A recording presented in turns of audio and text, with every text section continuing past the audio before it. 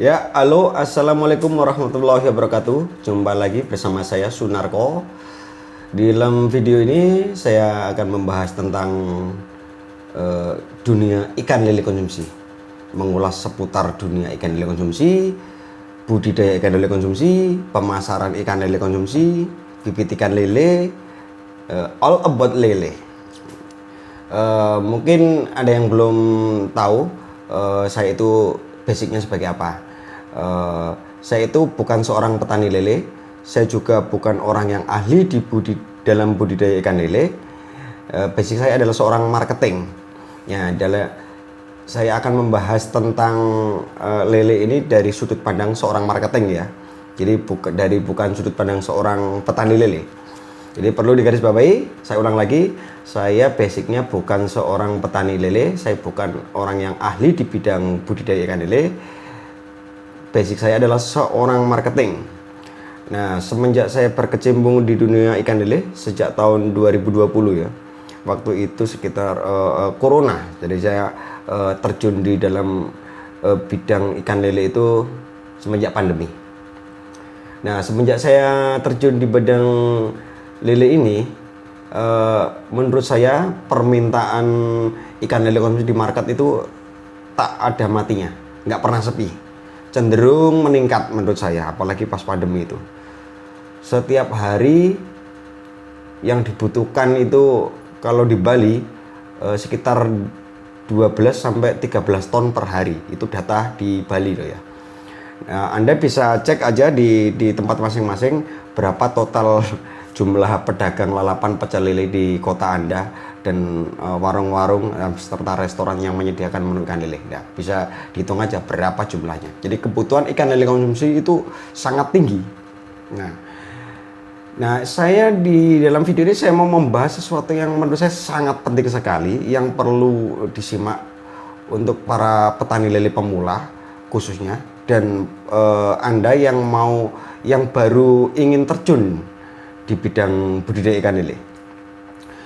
Permintaan market ikan lele, ikan konsumsi itu sangat tinggi, cenderung stabil menurut saya. Tapi fakta di lapangan, di sisi lain, banyak sekali petani lele yang memutuskan untuk pensiun, tidak jadi petani lele lagi. Kadang ada yang banting setir, ganti budidaya ikan nila, ikan mujair, belut, sidat, banyaklah intinya. Apapun alasannya, mereka itu banting setir, ada yang bangkrut. Kalau Anda tidak percaya, Anda bisa cek aja di grup-grup Facebook skala nasional di tempat tinggal Anda. Hampir setiap hari pasti ada yang jual kolamnya, kolam terpal dijual. Kebanyakan sih pemula menurut saya ya. Baru nyoba sekali atau dua kali budidaya ikan lele ternyata rugi. Dan akhirnya kapok dijual. Kalau nggak gitu dia mencoba budidaya ikan lain. Atau ada yang juga yang ganti peternak ayam. Jadi banyak sekali lah kisah-kisahnya. Tapi ada juga kok petani yang udah senior, udah lebih dari 5 tahun, 10 tahun terus memutuskan untuk banting setir, itu juga ada. Yang bangkrut udah ganti ikan lain juga ada. Jadi banyak sekali faktornya. Nah, kalau menurut saya, kenapa sih mereka kok bisa bangkrut atau banting setir atau memutuskan pensiun? Ya, yang pasti karena mereka merasa rugi. Satu, ini biasanya dialami oleh pemula karena mereka itu biasanya mindsetnya pengennya budidaya lele langsung untung. Padahal dalam budidaya ikan lele itu kan banyak sekali yang harus dipelajari, mulai dari treatment air, cara lele ini gimana caranya biar sehat, biar kematian tidak lebih dari 5%, bagaimana. Ini banyak sekali yang tidak petani lele pemula ini biasanya. Jadi mereka mikirnya budidaya kalau nggak untung udah nggak dilanjut, 2-3 kali udah mentok. Ada yang 2 kali maksimal 3 kali, bahkan ada yang sekali nyoba ternyata rugi, udah ganti yang lain. Nah, jadi kalau menurut saya sih mereka itu cenderung udah tidak memikirkan belajar, intinya kan gitu. Biasanya kalau yang bener itu banyak juga yang gini, mereka itu mentraining dirinya sendiri, udah siap rugi dari awal. training, anggaplah belajar kan, semua bidang pasti gitu, nggak ujuk-ujuk langsung sukses berhasil panen 1001 lah kayak gitu. Jadi dari budidaya pertama itu untuk sukses itu kemungkinan sangat kecil ya, karena banyak sekali nanti dalam perjalanan itu pasti banyak kendala. Dia nyoba budidaya ikan lele katakanlah tebar 1000 ekor, ternyata kematian lebih dari 10%. Nah, akhirnya kan dievaluasi apanya yang salah, nyoba lagi budidaya ikan lele lagi ya. Jadi di situ kalau yang benar-benar serius, mereka itu pasti belajar gimana caranya lele ini bisa hidup, itu aja dulu biasanya begitu. Nah, dari pengalaman-pengalaman teman-teman yang yang sukses dalam arti itu udah berhasil sampai panen, itu mereka mengalami kegagalan lebih dari 3 kali, itu pasti. Nah, jadi kalau Anda mau budidaya ikan lele dan pinginnya sekali apa 2 kali langsung untung, mendingan Anda nggak usah budidaya ikan lele, menurut saya loh ya. Anda scale up aja, ada belajar aja dulu, nggak usah banyak-banyak, mulai dari bisa dimulai dari 300 ekor, 500 ekor, maksimal 1000 ekor. Itu kalau saran saya, kalau untuk pemula yang belum pernah sama sekali. Terus kasus-kasus mereka yang banting setir atau bangkrut atau memutuskan pensiun, itu biasanya mereka karena tidak bisa menjual hasil panennya. Dalam arti bisa menjual pun harganya jeblok. Mereka beli bibit di pengepul A, tapi di pengepul A tersebut tidak menjanjikan untuk terima hasil panen. Dia nekat aja, yang penting budidaya ikan lele, masalah panen ntar aja gampang. Dia lihat-lihat aja di grup atau apa, intinya dengar cerita, yang penting nanti budidaya aja, nanti pasti laku kalau panen. Nah, ini menurut saya kesalahan fatal ya. Ini nggak lele aja, bidang apapun ujung tombaknya adalah pemasaran.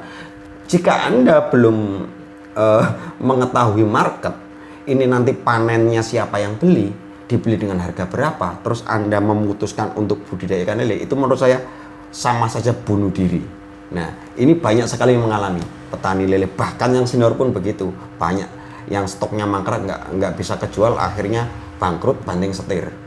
Jadi nomor 1 ujung tombaknya tetap market ya, hasil panen ya. Jadi kalau ujung tombaknya ya di marketnya kan hasil panen ya. Saya tulis aja biar gampang, hasil panen.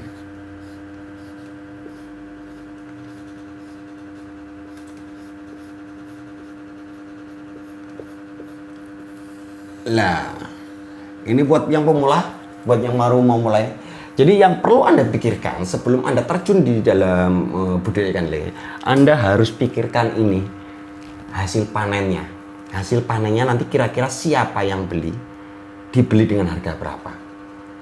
Kalau Anda belum menemukan info akurat, Anda jangan buru-buru untuk budidaya ikan lele. Kalau Anda memutuskan untuk sambil belajar, it's okay, nggak masalah. Jangan skala bisnis. Skala bisnis itu menurut saya 5.000 ekor up. Kalau untuk sekedar training, trial error ya nggak masalah. Anda nggak memperdulikan ini, yang penting hidup aja dulu lelenya. Nanti kalau udah berhasil, Anda udah merasa mumpuni, kematian di bawah 5%, nah Anda bisa mencari info tentang marketnya ini bagaimana. Sama aja ini budidaya ikan apapun, kalau dia tidak mempunyai market ya sama aja, pasti bangkrut ending-endingnya. Bangkrut banting setir, karena ini kan hewan hidup bergerak.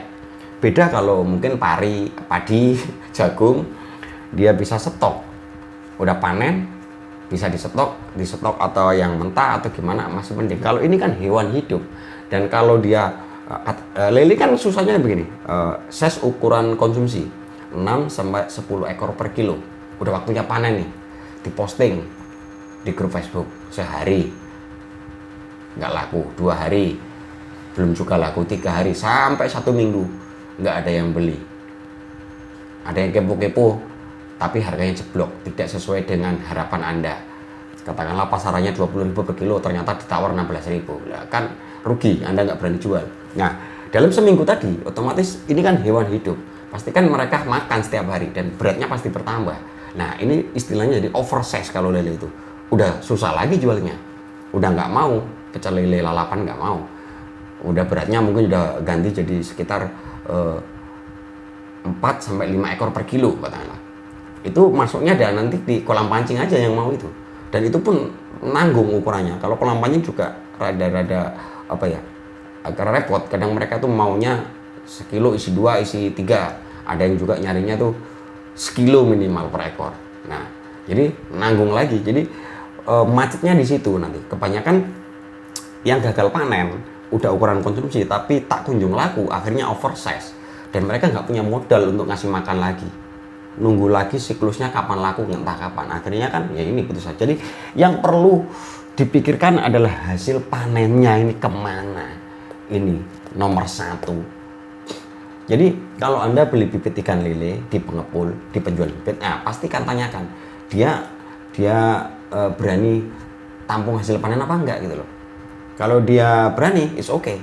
Jadi ada perjanjian atau apa ya, ada omongan. Dan ketika panen kok dilala apa janjinya meleset, ya kejar aja. Biar nanti kalau dia nggak berani ngambil, berarti dia bohong, nggak laku pastinya ke depannya bibitnya. Tapi kalau si penjual bibit tadi dia tidak berani menjanjikan, dia nggak menerima hasil panen, cuma jual bibit aja, fokus dijual bibit aja. Terus Anda tetap beli, berarti secara tidak langsung Anda sudah siap tidak bergantung sama pengepul, tengkulak. It's okay kalau Anda bisa menjual. Jadi ya itu sih banyak kasusnya di situ. Rata-rata juga pengepul itu tidak mau asal beli panen lelenya petani lele kecuali yang beli bibit atau pakan di situ. Biasanya itu ada perjanjian gitu loh. Jarang-jarang ada pengepul yang mau. Dan ini lagi pengepul itu menurut saya tengkulak pengepul lele itu tidak berani membeli panen lele yang non mitra. Itu banyak sekali faktornya. 1, keterbatasan tempat stok untuk nyetok lele. Katakanlah dia punya kolam untuk nyetok ikan lele sekitar 3 ton katakanlah. Nah, katakanlah dia stoknya full 3 ton, terus Anda nawarin lele 1 ton, otomatis kan ditolak kan? Iya enggak? Meskipun nggak full nih, katakanlah ada 2 ton stoknya di tempat, dia masih ada space 1 ton untuk nampung hasil panen. Anda nawarin panen ikan lele Anda 1 ton, ternyata ditolak. Nah, kemungkinan dia sudah ada janji sama mitranya sendiri. Udah janji mungkin dalam waktu dekat mau nerima panen. Jadi yang diutamakan tetap mitranya sendiri. Inilah nasibnya petani yang tidak mau terikat sama pengepul. Sebenarnya pengepul tengkulak lele itu menurut saya tujuannya sudah bagus. Mereka itu pengennya ngajak bermitra. Jadi beli bibit di situ, entah pakan di situ, siap terima hasil panen. Tapi menurut saya ya ini bukan jelek-jelekin petani lele ya. Memang petani lele itu kayaknya umumnya tidak mau terikat. Nggak mau terikat intinya dia. Sakarape dhewe kalau bahasa Jawanya. Beli bibit di pengepul A, beli pakan di pengepul C. Nanti panen ditawarin ke pengepul D. Ya itu bukan otomatis pengepulnya juga nggak mau gitu loh. Mereka sudah punya petani lele sendiri masing-masing. Dan lagi faktor yang lain kendala mungkin di keuangan. Katakanlah dia modalnya si pengepul hanya mampu membeli lele totalnya 5 ton katakanlah. Udah stoknya full 5 ton. Terus Anda nawarin, kemungkinan dibeli nggak? Uangnya dari mana gitu loh untuk belinya. Jadi itu juga perlu teman-teman pahami ya. Jadi kalau Anda tidak ingin bingung menjual hasil panen, pastikan Anda sudah memiliki mitra pengepul, entah itu siapa yang kira-kira siap terima hasil panen lele Anda. Jadi Anda nanti nggak perlu was-was, nggak perlu bingung nanti panen siapa yang beli, dibeli harga berapa ada. Itu juga yang penting. Petani lele bermitra sama penjual bibitnya siap terima hasil panen. Ternyata pas panen iya bener dibeli tapi harganya jeblok. Nah ini udah mengecewakan petani lele kan. Jadi pastikan juga harganya itu tidak jeblok. Intinya untung lah dia berdiri di pihak petani lele gitu loh. Umumnya memang pengepul itu menekan harga ke petani lele kan umumnya emang. Ini saya hapus lagi ya hasil panen. Nah, oh ya kalau ada yang tanya, biasanya kan ini lele pasarannya 20.000 katakanlah per kilo. Tiba-tiba kok bisa turun ya Mas? Jadi 19.000 per kilo, jadi 18.000 per kilo. Itu sebenarnya karena apa gitu? Ya, jadi teman-teman perlu pahami, di sini ada yang namanya hukum pasar Jadi di sini sistem apa ya? Teman-teman perlu pahami bahwa di pasar itu bersaing. Semua pengepul saling bersaing, semua pedagang lele itu juga bersaing. Jadi itulah yang menyebabkan harganya lele itu naik turun katakanlah. Tapi kalau menurut saya sih harga lele itu cenderung stabil ya untuk ecer loh ya mas ya. Untuk ecer yang naik turun itu harga di tengkulak atau pengepul. Kalau kita bandingkan sama ayam, beda kan. Ayam itu kalau pas mahal naik ya mahal banget, pas murah banget itu harga ecernya. Tapi kalau lele sih semenjak saya kenal terjun di dunia lele itu stabil harganya. Turun pun nggak banyak, 1.000 naik juga 1.000. Tapi yang petani ini kan kerasa gitu loh. Kita katakan turun 1.000 kilo kali 1 ton udah berapa? 1 juta kan. Nah, jadi ini yang perlu teman-teman pahami adalah ada hukum komoditas, terjebak dalam hukum komoditas. Jadi kalau teman-teman kan umumnya dari petani lele jual ke tengkulak. Nah, tengkulak jual ke pedagang lele di pasar-pasar tradisional. Ini yang bikin harga naik turun. Ini kayak gini. Ini pedagang. Nah, biar gampang, pedagang lele.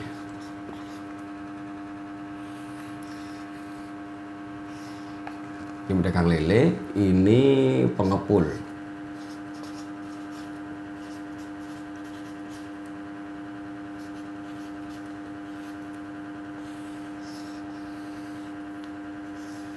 Ini petani lele.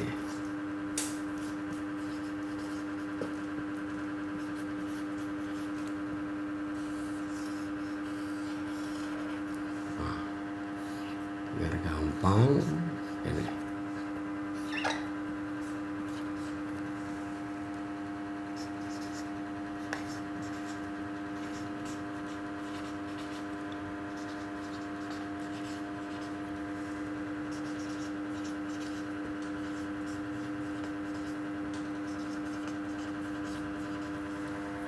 Ya, ini saya jelaskan hukum komoditas di pasar. Jadi hukum komoditas ini berlaku untuk semua jenis pertanian menurut saya, semua jenis produk pertanian dan ikan yang dibudidaya. Jadi kalau teman-teman masuknya ke siklus ini dari petani lele jual ke pengepul, tengkulak, terus jual lagi ke pedagang lele di pasar tradisional, itu jatuhnya teman-teman akan terjebak yang namanya hukum komoditas. Ini cerita dari pedagang lele. Katakanlah dia biasa dapat harga 20.000. Dapat harga 20.000 dari pengepul lele. Biasa umumnya udah pelanggan udah dikasih harga 20.000. Dia jual ecer entah 23, entah 24, entah 25. Yang penting dia biasa dapat harga 20.000 dari si pengepul lele. Suatu hari ada supplier baru, pengepul baru masuk ke pedagang lele ini. Dia nyodorin harga.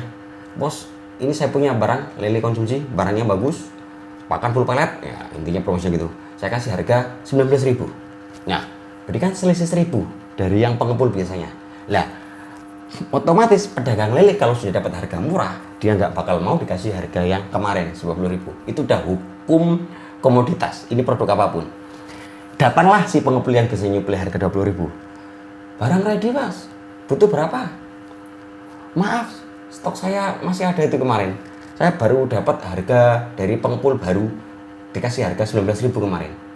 Waduh, sini, nggak panik nih. Kalau kamu ngasih harga 20, mohon maaf, aku udah nggak bisa ngambil. Kalau kamu ngasih harga 19 sama dengan supplier yang kemarin ngasih ke saya, kita bisa lanjut, saya ngambil lagi. Wah, mikir-mikir, yes, daripada stoknya mangkrak, ya mas, oke bos, 19.000. Nah, kan jadinya turun Rp1.000 per kilo. Gara-gara ada pemain baru, supplier baru nyuplai dengan harga 19.000. Akhirnya masuk 19.000, turun Rp1.000. Si pengepul pun begitu. Biasanya dia beli harga 18.000 per kilo dari petani, karena pelanggannya tadi minta turun harga, mau tidak mau dia juga menekan harga petani lele. Si petani panen bos 1 ton. Aduh maaf pak, harganya sekarang turun. Waduh, kaget si petani, kok bisa turun tuh, gimana ceritanya? Di pasar udah ada yang lebih murah. Saya biasanya masuk 20, sekarang pelanggan saya minta 19.000. Kalau sampean minta 18.000, saya udah nggak bisa jual, nggak dapat apa. Kalau sampean mau lelenya saya beli dengan harga 17.000, saya bisa ambil, saya bisa jual, saya bisa lanjut. Tapi kalau Bapak minta 18.000 kayak biasanya, saya mohon maaf, saya nggak bisa ngambil. Wah, petani nilainya juga bingung. Kalau nggak dijual, mangkrak stoknya. Ya wes, nggak apa-apa wes, 17.000, serok semua total dah. Akhirnya kan turun Rp1.000 per kilo. Siapa yang dirugikan di sini? Siapa yang paling rugi? Petani lele. Rp1.000 per kilo. Itu kalau 1 ton 1 juta. Kalau 2 ton berarti 2 juta. Tinggal kalikan aja kalau berapa ton. Jadi ini adalah hukum komoditas yang tidak bisa dihindari. Kalau Anda mainnya di siklus kayak seperti ini. Nah, ini lagi ke sini pedagang. Oh, ini pengepul lele A. Oh, pengepul lele B. Oke.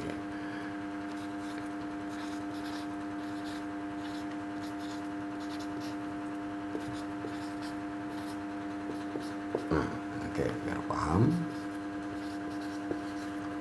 Yang sini pengepul lele B. Yang sini pengepul lele C.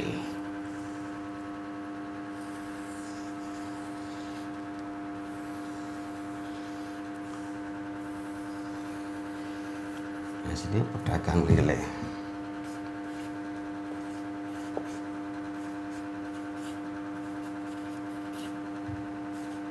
Pedagang lele ecer di pasar ini maksud saya ya.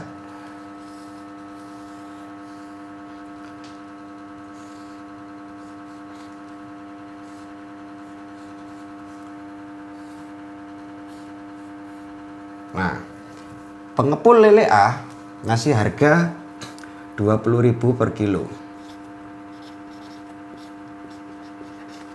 Pengepul B ngasih harga 19.000 per kilo. Pengepul C ngasih harga 18.500 per kilo. Nah, ini sistemnya. Jadi, semua pengepul itu bersaing. Pedagang lele itu juga nggak satu, dua di pasar itu semuanya juga bersaing. Itu sudah hukum pasar.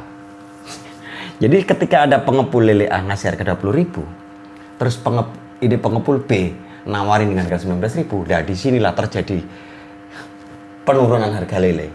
Terus lagi ini pengepul C ngasih harga 18.500, selisih 500.000 rupiah aja pasti dikejar. Jadi siapa yang bisa memberikan harga termurah, terbaik, dialah yang bisa mengendalikan market. Jadi perebutan pasar di sini. Jadi kalau Anda masuk di siklus ini, budidaya jualnya ke pengepul lele, dan pengepul itu pasti jual ke pedagang lele ecer di pasar tradisional. Itu pasti, nggak mungkin nggak. Ya sebagian pasti ada yang jual ke pedagang lalapan, warung lalapan, jadi pasti ada. Tapi pasti 50%-nya masuk ke sini. Jadi ini tidak bisa dihindari hukum komoditas ini. Itulah kenapa ideologi Sokol Farm itu adalah brand saya sendiri di bidang lele. Ideologi Sokol Farm itu tidak ingin terjebak dalam hukum komoditas ini. Sokol Farm tidak ingin menjual lele ke pedagang ecer lele di pasar tradisional. Meskipun untung, mendingan jual ecer sendiri. Bagaimana menciptakan market sendiri gitu. Jadi tidak terpatok sama ini. Jadi kalau Anda masih bermain menjual ke pengepul, berarti Anda harus siap. Mau tidak mau, suka tidak suka, Anda harus siap menerima risiko ini. Menerima risiko terjebak dengan hukum komoditas. Hukum pasar ini. Jadi ini jarang dipahami sama petani lele. Kenapa lele bisa naik, bisa turun. Sebenarnya lele itu banjir, entah lele itu enggak ngaruh sebenarnya. Yang bikin naik turun ya ini perang antar pengepul, perang antar pedagang lele ini yang bikin harga itu naik turun. Yang paling dirugikan adalah petani lele. Harga pakan naik terus, tapi harga lele naik itu sulit, seakan kayak mustahil. Turun iya. Kalau harga pakan nggak mungkin turun kan, setiap tahun bahkan setiap bulan naik terus harga pakan loh ya, kita ngomongin harga pakan. Jadi kalau Anda pakai pakan pabrikan tapi Anda mainnya di pasar tradisional kayak ini, berat. Karena ya itu tadi nggak bisa imbang. Pakan naik terus, sementara harga jual panen kadang naik, kadang turun. Nah, itu. Jadi petani lele yang bangkrut itu karena mereka terkena resiko dari ini. Katakanlah ini dari pedagang lele biasanya disuplai oleh pengepul A 2 ton, 3 ton, 5 ton semuanya lancar. Tapi ketika ada pengepul B, dia suplai dengan harga 19.000, otomatis dia stop si pedagang, nggak mau lagi karena selisih 1.000. Lah mau nggak mau kan mangkrak stoknya tadi pengepul lele. Dia juga nggak bisa ngambil panenan petani lele. Inilah mangkrak. Ini yang terjadi di lapangan. Jadi stoknya juga mangkrak. Dari pengepul mangkrak, sini petani lele juga mangkrak, nggak bisa ngambil. Nah, akhirnya oversize. Jadi udah bukan ukuran konsumsi lagi. Nah, ini yang sering terjadi. Jadi gimana ya? Kalau menurut saya, saran saya, kalau Anda tidak ingin terjebak dengan komoditas ini, Anda bisa menciptakan market sendiri. Lebih baik Anda jual ecer di sekitar tempat tinggal Anda jual online. Yang penting Anda mampu aja kapasitasnya. 100 kilo, 200 kilo, itu lebih bagus daripada Anda jual ke pengepul. Nah, kalau Sokol Farm sendiri juga ecer kita, langsung end user. Jadi kita tidak terpatok mau harga lele di pasar tradisional 20, 22, 23, bodoh amat. Karena market Sokol Farm nggak di sana. Kita menciptakan market sendiri gitu loh. Jadi ini saya mau ngajak bareng-bareng petani lele, stop. Kalau nggak ingin terjebak dengan hukum komoditas. Jadi kalau di program Sokol Farm ini, program kemitraan kan, kita bisa bareng-bareng menciptakan market sendiri. Anda nggak usah bingung mikirin masalah pemasaran. Yang penting panen, udah urusan Sokol Farm. Anda fokus budidaya lele aja. Udah nggak perlu was-was lagi nanti panen siapa yang beli, harganya berapa. Nah, saya pastikan ini program Sokol Farm begini. Kita berdiri di pihak petani lele. Ya, umumnya kan pengepul menekan petani lele harganya. Sokol Farm tidak. Petani lele maunya harga berapa, kita ikutin. Yang pasti harganya wajar gitu loh. Nggak terlalu mahal banget. Intinya slogannya Sokol Farm itu, kita beli panen lele, petani lele itu termahal di kota itu. Misalkan di Bali harganya pasarannya 20.000 per kilo. Sokol Farm berani beli dengan harga 21.000 per kilo. Maksimal lebih mahal Rp1.000 per kilo. Kan udah lumayan 1.000. Ketika dalam perjalanan nanti kok kompetitor atau pengepul lain berani beli dengan harga 21, ya nggak masalah. Kita naik jadi 22. Intinya kita harus tertinggi harganya. Jadi ada syarat dan ketentuannya pastinya. Itu. Jadi kita berdiri di pihak petani lele Sokol Farm. Dan Sokol Farm pun tahu karakter petani lele itu tidak mau terikat kan. Jadi biasanya petani lele yang bisa mijah sendiri otomatis kan dia kesulitan jual panennya. Udah nggak perlu bingung. Atau dia nggak bisa mijah, mau beli bibit di pengepul A, B, C, D, terserah. Beli pakan di mana terserah. Yang penting dalam kemitraan Sokol Farm ini kita hanya terikat dengan penjualan hasil panen. Itu aja sih. Poinnya, garis besarnya adalah hasil panennya kemana. Itu yang paling penting. Dan kita Sokol Farm tidak mewajibkan Anda beli bibit di Sokol Farm, beli pakan. Terserah Anda beli dimanapun terserah.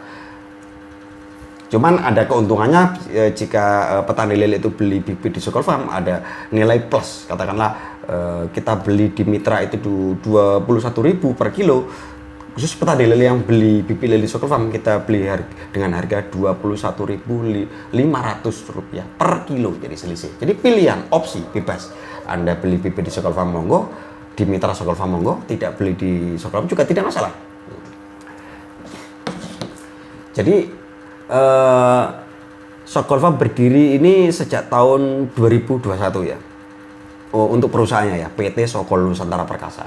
Dan saya semenjak kampanye itu banyak sekali menerima bulian, cacian dan lain karena dianggap junior lah, pemula lah. Saya nggak masalah, tidak, sama sekali tidak masalah.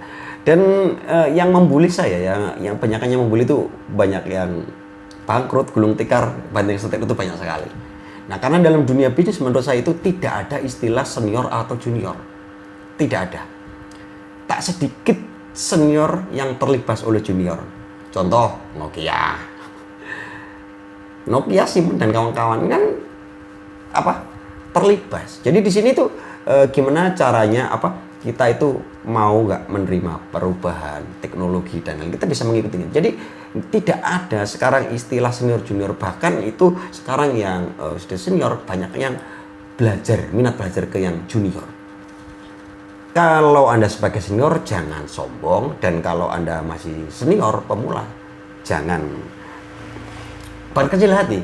Intinya gitu. Yang penting tujuan Sokol Farm adalah menciptakan sistem yang sekiranya bermanfaat untuk petani lele. Ya, khusus buat rekan-rekan bisa di apa? Kalau merasa info ini bermanfaat bisa dibagikan ke rekan-rekan petani lele yang lain, semoga bisa tercerahkan lah dengan apa adanya ini penjelasan. Ini jarang ada yang membahas ini, jelek pasti ini. Mereka nggak taunya, wah harga lele hancur, pakan mahal dan lain, itu aja klasik. Padahal alasannya di sini aja sebenarnya, sebagai dari kacamata seorang marketing loh ya. Ini berlaku di produk pertanian apapun dan ikan apapun yang dibudidaya. Jadi garis besarnya ya hasil panen. Kalau hasil panen Anda nggak bisa menjual, ya wes tamat. Jadi kalau Anda belum punya marketnya terus Anda terjun di usaha itu, menurut saya itu bunuh diri, ceroboh sekali. Kalau Anda niatnya untuk belajar budidayanya sih nggak masalah, berarti Anda siap rugi untuk trial error, intinya begitu. Oke, jadi semoga penjelasan sharing saya kali ini bermanfaat untuk rekan-rekan petani lele yang sudah senior, terus yang baru terjun, pemula, dan Anda yang mungkin saat ini juga udah lama berkecimpung di dunia lele, hampir putus asa. Ya, mungkin Anda belum pernah tahu kenapa lele itu harganya bisa naik turun dan lain-lain, dan banyak yang putus asa kenapa ya berhenti setir. Jadi menurut saya market lele konsumsi itu tak ada matinya, tergantung Anda berani nggak produksi seberapa. Dan ya itu tadi, kalau sudah punya mitra, jadi Anda tidak harus bermitra dengan Sokol Farm. Anda bisa bermitra dengan pengepul-pengepul yang menurut Anda mereka berdiri di pihak petani lele. Kalau pengepul-pengepul seperti ini mereka berdiri di pihak pedagang lele. Survei aja, mereka ngikutin, disetir sama pedagang lele. Kalau Sokol Farm tidak mau disetir kayak ini, makanya Sokol Farm tidak mau terjun ikutan bersaing di market yang sama, karena Sokol Farm tidak mau terjebak dalam hukum komoditas ini. Oke, sekian sharing kali ini, semoga bermanfaat, bisa menambah wawasan rekan-rekan semuanya. Tetap semangat budidaya ikan lele. Salam patil. Wassalamualaikum warahmatullahi wabarakatuh.